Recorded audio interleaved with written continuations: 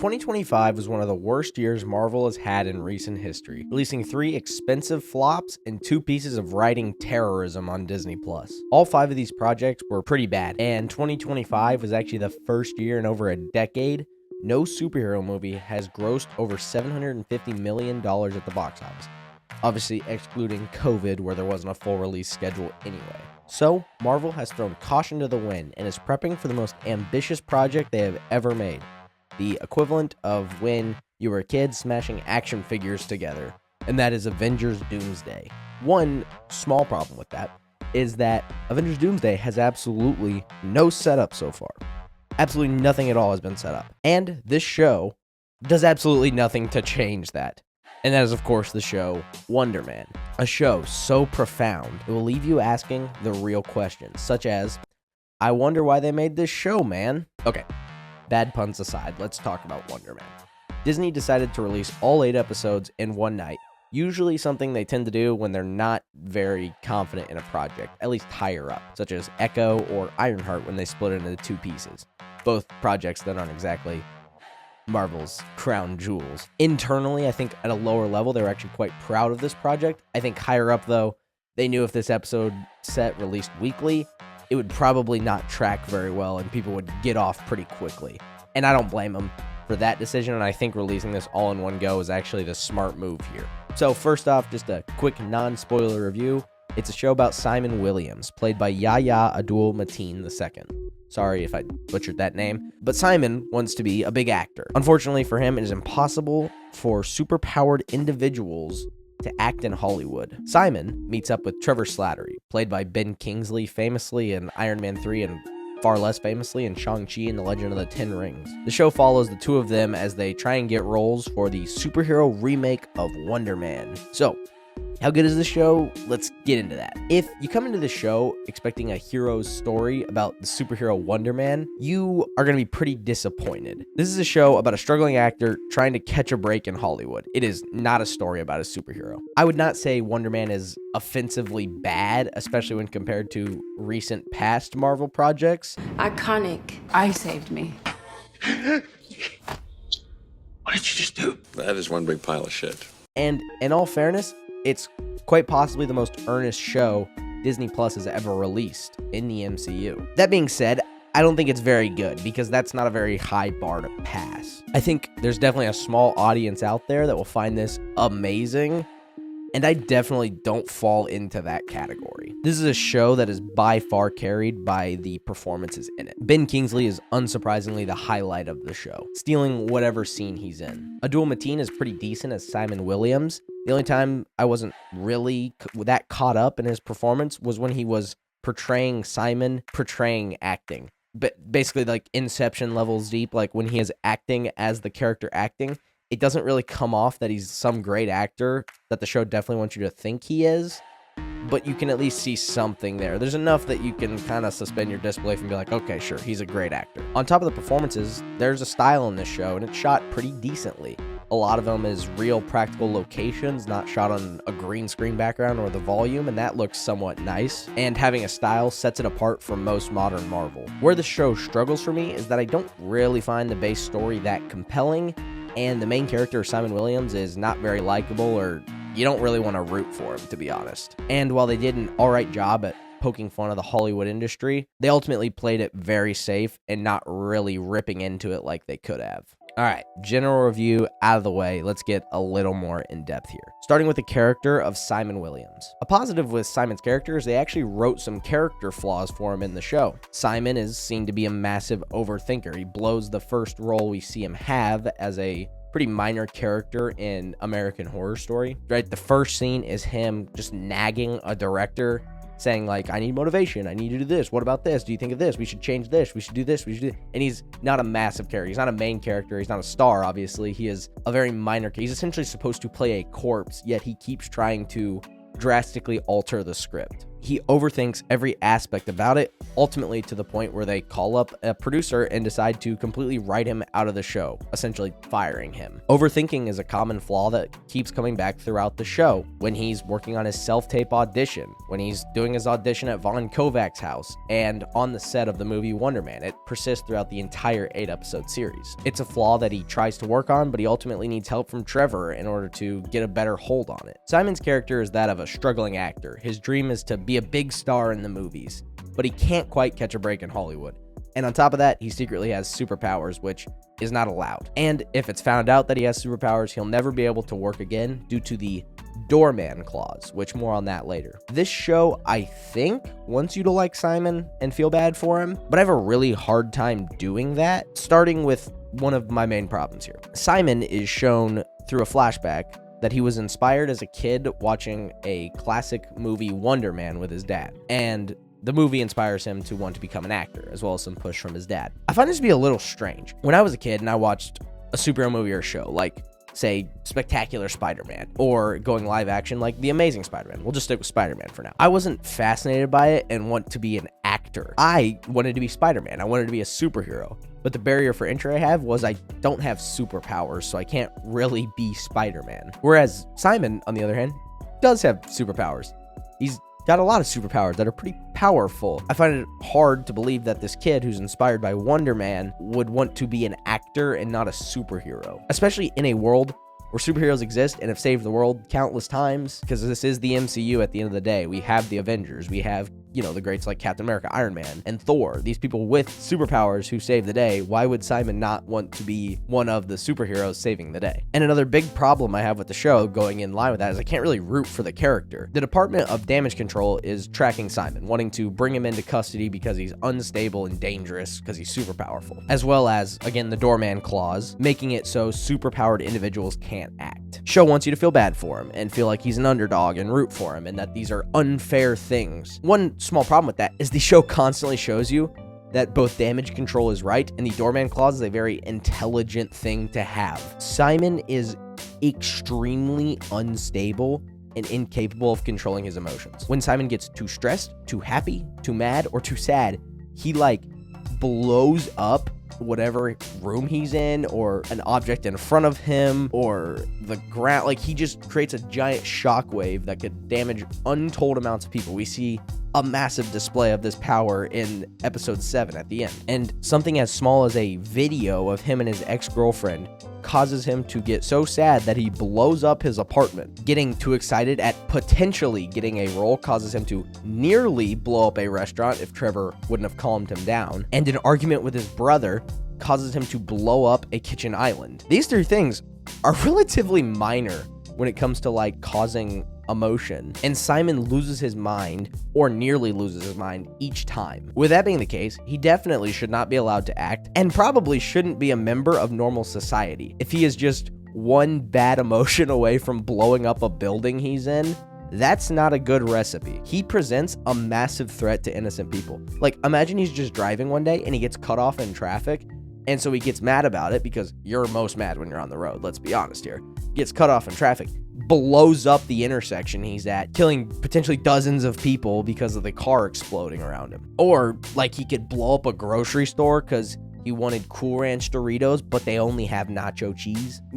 Simple things like this seem to be setting him off in this show already. And on top of that, it's supposed to be a big secret. He has, somehow no one has known. He doesn't tell his girlfriend. He doesn't tell any of these people around him. He says only his family have seen him or like that. But if this is setting him off, I'm not sure how this dude made it through a school where he was picked on. There's reference he was picked on and didn't blow up one time. That doesn't seem to track to me if something as small as an argument with his brother is causing him to destroy a kitchen island, then how was getting bullied at school not causing him to detonate a bathroom at a public school? So I think that's a little weird with the writing, but whatever. There is one point where he does kind of use his power in a quote-unquote heroic manner. He used it to save Trevor from drug dealers, but then later in that same episode, he decides not to use them, nearly causing a young man to die in the process, and potentially 2 innocent cops, basically so that he can keep a secret and he's not prevented from acting, which is not a very heroic thing to do. Not exactly the actions of someone that you would want to cheer for. And then again, at the end of the show, he gives money to a man who's struggling with his job because this guy also he used as a manner to break into the big prison that the Department of Damage Control has in order to break Trevor out of jail. Except the problem with that is that guy will definitely get arrested because, again, he used that guy to break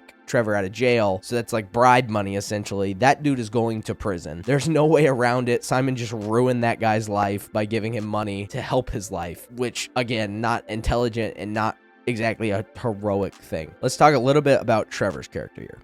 I think personally it's a pretty bold decision to remind Marvel fans of one of the dumbest decisions in the early MCU. And that was, of course, the Mandarin rug pull in Iron Man 3. I am the Mandarin! That is one big pile of shit. That being said, though, Ben Kingsley, like I said, is the best part of this show. I do have a lot of problems with how his character is portrayed, mainly as it relates to the plot of the show and the logic of him being there. But we'll get more to that during the plot section of this video. Slattery's story essentially involves him spying on Simon for the Department of Damage Control. This is done as a way so that Trevor can get out of having to serve the rest of his prison sentence that he was broken out of in the Marvel one-shot thing they did and before he appeared in Shang-Chi. Through his journey, Trevor is kind of able to like rediscover his love of acting and theater of the mind, all this stuff that, yes, he still cared about, but he obviously hasn't been able to do since he's been in prison for so long. And that is through landing the big role as Barnaby in Wonder Man. And also at the same time, he's essentially living vicariously through Simon, teaching him all the tips he wished he would have known when he was starting out as a young actor. There's a lot of talk about Trevor's sobriety in this show, which was a big part of his character in Iron Man 3. Essentially, Killian used his drug addiction as a way to keep him involved as the Mandarin in Iron Man 3. And I like how some of Trevor's past decisions actually come back to have consequences in this show. And then Trevor receives his big redemption arc by taking the fall for Simon at the end of the show. In a moment that is not very good and doesn't make a lot of sense, but I think it's all right for his character, and we'll talk a little bit more about that later. At least the character arc was complete. And overall, the story, up until that end bit, is not too bad with him. I personally think it would have been a better idea to just have a show about Trevor Slattery, not about Simon Williams. You know, if they wanted to make this kind of artsy show about a struggling actor, I think that would be a more interesting storyline, essentially due to the fact that kind of like his redemption arc makes him a more likable character that you can kind of cheer for. Overall, though, I do think he's a great supporting actor in this show. Definitely elevates Simon Williams' character as well. All right. Now let's get into more of the plot of the show here. A place where I will give the show some credit is that each episode does have a small story in it that gets completed at the end of an episode. It's a very basic A and B plot structure. Each episode has a small story that is completed in that episode, and that episode as a whole adds up to a full story across the season. Something that used to be pretty commonplace in TV shows, but has not been done that much in the modern streaming era. Now, the stories in each episode are not massively compelling by any means. Episode 1 is a setup. It's the story about Simon getting fired, meeting Trevor, and auditioning for Wonder Man. Episode 2 is literally about Simon needing to film a self-tape audition as kind of a proof of concept. Episode 3 is about a trip to Simon's mom's birthday party. Episode 4, which I will talk a little bit more in depth about a little later, is the story of Damar the Doorman Davis. Episode 5 is about tracking down a video that shows Simon using his superpowers and stopping it from getting released into the open. Episode 6 is about auditions at Von Kovac's house. Episode 7 is about Simon and Trevor's interview with Kathy Friedman. And episode 8 is about Trevor taking the fall for Simon, as well as the epilogue of Simon breaking Trevor out of jail. The story is pretty simple, but still has some pretty consistent writing flaws in it because it's an MCU project, so of course it does. Starting with the Department of Damage Control. The motivation for Damage Control to arrest Simon is because they have this big, expensive prison, but it's only half full, and they need to fill this prison up with superpowered individuals. Agent Cleary from Spider-Man believes Simon is the right target for this kind of thing, and the guy he's gonna try to bring in. For starters, I find this very strange. Maybe in a world where, like, the Sokovia Accords were active, but those have been repealed by now. Does this make a little bit of sense, where the government would be, like, chomping at the bit to lock up superpowered individuals? But in this world that's post-Avengers Endgame, I don't think it makes a lot of sense. Now, coincidentally, it works out for Cleary that he is completely right about Simon. Simon's extremely unstable and very dangerous. I mean, In episode 7, the dude gets mad and blows up a building that he has no way of knowing is clear or not of people and damages the structural integrity. Like, he could have killed dozens of people just because he got mad at Trevor for betraying him, which I get that might be something he'd get mad at. He still very easily could have killed a lot of people in that explosion. But it does not make a lot of sense to me that they would need Trevor to do this job. If Cleary had just done the basic thing that like every agency does when they're monitoring someone, which is to monitor them, he could have easily arrested Simon. There's that moment where Simon watches the video of him and his ex-girlfriend and blows up his apartment. If the Department of Damage Control had just one guy in a van outside Simon's apartment monitoring him, he would have seen the shockwave. Boom. Easy proof right there. There's the arrest. You got it done right there. This show doesn't need to happen. And on top of that, their main motivation, like I said, to arrest people is because this expensive prison. And the government, though, they're going to cut funding to damage control and the prison if they don't start filling it up more. Now, Marvel is supposed to be the world outside your window.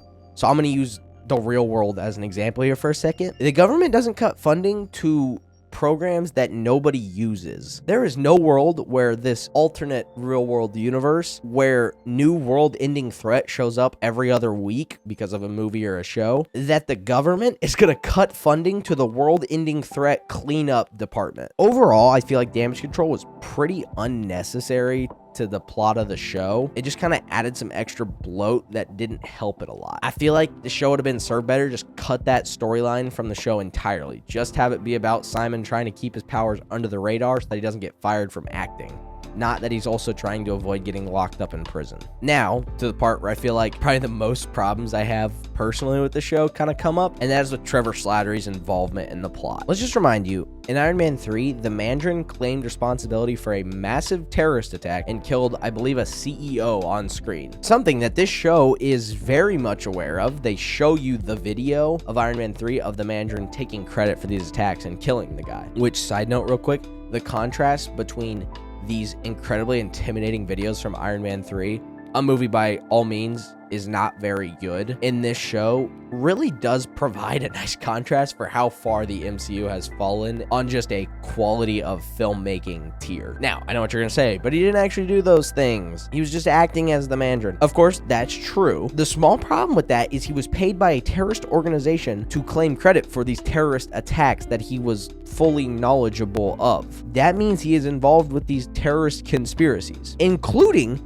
the ultimate one in which the terror group kidnapped the sitting president of the United States.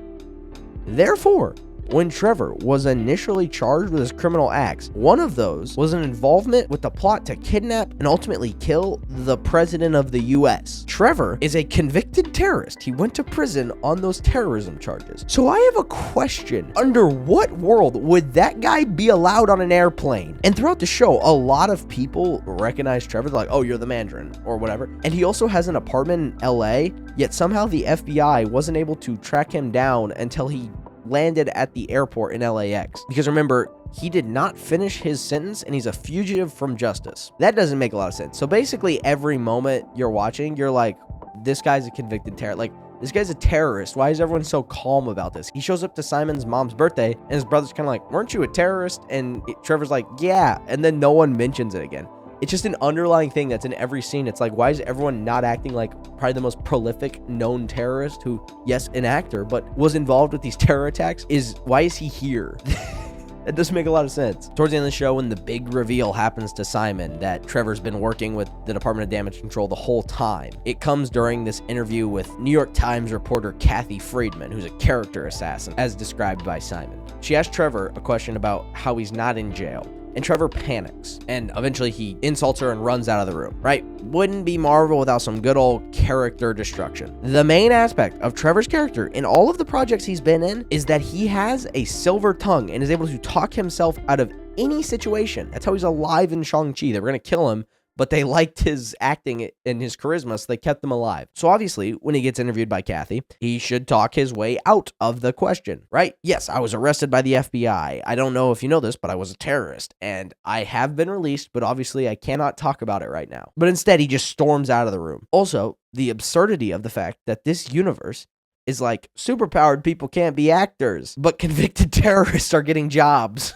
It's just insane. It's certainly a choice to do with the writing. Another random inconsistency in the show is like in episode 5, Trevor is just not convinced at all that you're able to schedule an upload on YouTube. Yet when he makes the video claiming responsibility for that terror attack, he creates a very highly edited video and manages to get it out to all these news networks. It's kind of like, that doesn't track. How does he know how to work in editing software if he doesn't believe you can upload a video to YouTube and schedule it? That doesn't make sense. They also say at one point that you can't upload a GoPro to YouTube without a computer. And I don't have a GoPro, but I'm like 90% certain there's an app on your phone and it just stores the GoPro footage to your phone and you could just upload it on there, which like that's not a problem with the show's writing from a plot consistency wise. It's just a little like inconsistent and misleading. That's just not true. So I don't know why they felt the need to include that in the writing. Whatever. That's a complete nitpick. It was just a side note, I thought. Probably the plot point that breaks the end of the show a bit is Trevor taking the fall for the explosion Simon causes. First of all, there'd be security cameras all over that studio showing Simon walking into the warehouse exploding, and Simon walking out without a scratch on him. Second, there would be no explosive residue found at the site of the explosion. Now, initially, I thought this was going to be a clever idea because remember in Iron Man 3, the Mandarin claimed credit for these explosions and there wouldn't be explosive residue because it was also a person exploding. That was until the news anchor says that they found explosives. So that just discredits that cool idea. Were explosives found in the home? I believe that she said that they found explosives in his apartment, which, I don't know, I kind of wish they would have just gone like, now it matches his MO because there was no residue found, but that's lines up with the terror attacks from, 2013 or whatever that he was responsible for. I think that would have been smarter. Instead, they just decided to throw out that out the window, and I can't defend it, so good for them. Third, this guy was initially arrested as a terrorist whose MO was to take responsibility for other people's explosions. Nobody is going to believe his claim that Trevor Slattery was the real act the whole time and he was always the Mandarin. I just want you to imagine the absurdity of your average American citizen watching the news who remembers the original Mandarin attacks killed 11 people with the explosions and gravely injured several more and kidnapped the freaking president of the United States, taking credit for this Hollywood explosion. America. Ready for another lesson? Yesterday, I bombed a random production warehouse of Wonder Man, leaving behind 0 casualties and not delaying the movie by even a day, costing the multi-million-dollar production thousands. Mr. President, you need to respond. Who knows which movie production will be minorly inconvenienced next? And you'll never see me coming.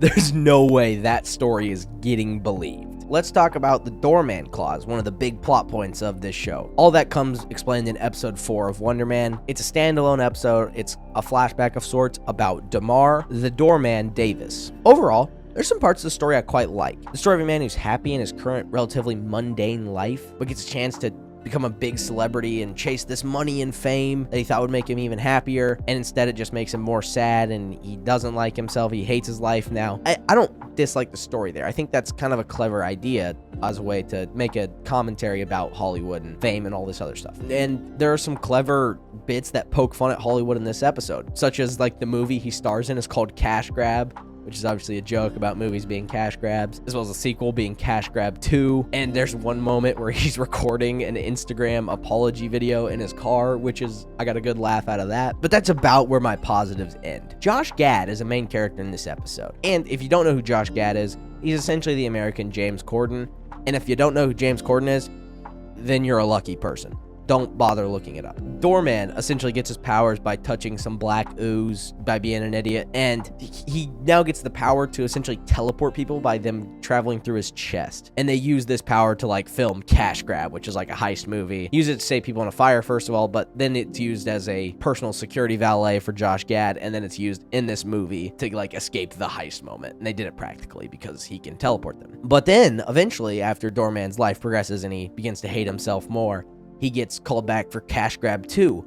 And on the set, Gad goes through the portal and disappears forever. Instead of being named a national hero for causing Josh Gad to disappear and receiving the Medal of Honor, superpowered people are banned from acting in Hollywood. The acting by the guy who plays Doorman is really bad. There's the scene where he is supposed to look scared, and it is the it's just not good. I don't have words to explain how not good it is. You just kind of got to see it for yourself here. It's very bad. As well as the dialogue is stupid. There's a lot of over expositional dialogue, very secondhand viewing dialogue all throughout it, in case you didn't pick up tips the first time. Like, it's not that clever, and I don't think this black and white style is really all that impressive, especially when all the other flashbacks in the show aren't in black and white. For some reason, this one's in black and white. I don't think that's that impressive. And jokes aside about Josh Gad, making an actor disappear forever is another example of the show showing that superpowered people, in fact, probably should have zero involvement on film sets. And that's kind of my general thoughts about the character writing and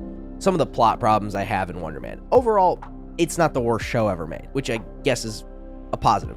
It's better than Ironheart. It's better than Peacemaker. I wouldn't call it good, and ultimately the show is completely useless. These characters won't be back. This has no effect on the MCU. You're never going to get a season 2. But I first do want to talk a little bit about kind of the meta part of this writing. People love Marvel and DC and superheroes in general because there's stories about people gaining extraordinary abilities and using them to help innocent people and doing things bigger than themselves. I mean, Uncle Ben's iconic line is so impactful for a reason.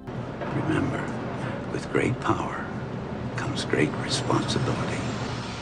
So I'm not really sure who thought people would want a show where the main character, who's a guy who gets powers and is inspired by a superhero movie, decides to keep the powers to himself, not help anybody, and become an actor. Because if there's one thing people love, it's selfish, disingenuous celebrities. You're in no position to lecture the public about anything. You know nothing about the real world. Most of you spent less time in school than Greta Thunberg. Now, that's not to say there aren't celebrities people like, but often those actors are people who have an immense amount of respect for the material they're working with, such as a guy like Henry Cavill, who everybody loves because he's just passionate about the material he's working with. And I do like that this show does show parts of that, with Simon being so passionate about getting the glasses for Wonder Man right because it's important. It was important to his dad, and he knows that people who love the original movie are going to want to see it as accurately portrayed as possible, even though it's a race swap, and that's a whole other topic of conversation that they really didn't address. That could have been another interesting point to kind of do a bit of parody about, make a commentary about, whatever they want to do. Really kind of avoided that topic, as well as the superhero fatigue topic. But I'm getting a little off track here. I like that the show does show that part of Simon, him being so determined to get the look of the original character right and paying homage to source material. I think the thing that they don't show that I think people love the most about some of these actors or celebrities is that they have respect for the fans who give them the opportunity to pretend for a living or sing for a living or whatever this celebrity does. You know, actors like Keanu Reeves or Tom Cruise, again, Henry Cavill, they're so passionate about the fans getting to see the movie. Tom Cruise is always talking about, I just want everyone to see this movie in the big screen. I just want everyone to see it. It's like, I'm so glad about the magic of cinema. Keanu Reeves is always very happy to be doing what he's doing. He wants people to enjoy his movies. You're breathtaking. They're not sitting there talking down to the audience saying X amount of people in the country can't watch it because they're bad, and the other people are like, well, they can't watch it because they're bad. They're not trying to split people. They're wanting them to just enjoy the magic of movies. And I think that there's a compelling story here for that. A kid is inspired by a movie to do amazing things, but they don't really go into that, and they just kind of show him being selfish. Trevor and Simon are acting like those people that you don't like in the world. Maybe this is a parody line, but it definitely mirrors how most celebrities and actors think. When Trevor said, Acting isn't a job, it's a calling. It's the single most consequential thing anyone could ever do with their life. which, no, because, I don't know, first responders, they're like military, and countless surgeons, countless other jobs that are actually important and make people's lives better and safer and are actually consequential to those people who choose those careers' life, not pretending for a living. And again, like I said, that could be a parody line. Maybe they were really poking fun at the actor. It doesn't feel like it to me when I watch the show. And at the end of the day, I do think that line does still show how tone deaf Marvel is to the culture around them. And I think at this point now, it's too late for them to turn it around. It's pretty clear that they're never going to be able to change their ways, except if they burn the whole thing down and restart again in 5 or 10 years. And will they do that? I don't know. Is Wonder Man worth watching? It's kind of up to you. I gave you what you think. If you want a superhero show, no, it's not for you. If you really love some of the inside baseball of Hollywood, you might like it. I don't know. So there's some good performances. I actually got some laughs out of this, which is pretty unique for a new Marvel project. But that's my thoughts on Wonder Man. So As always, thanks for watching.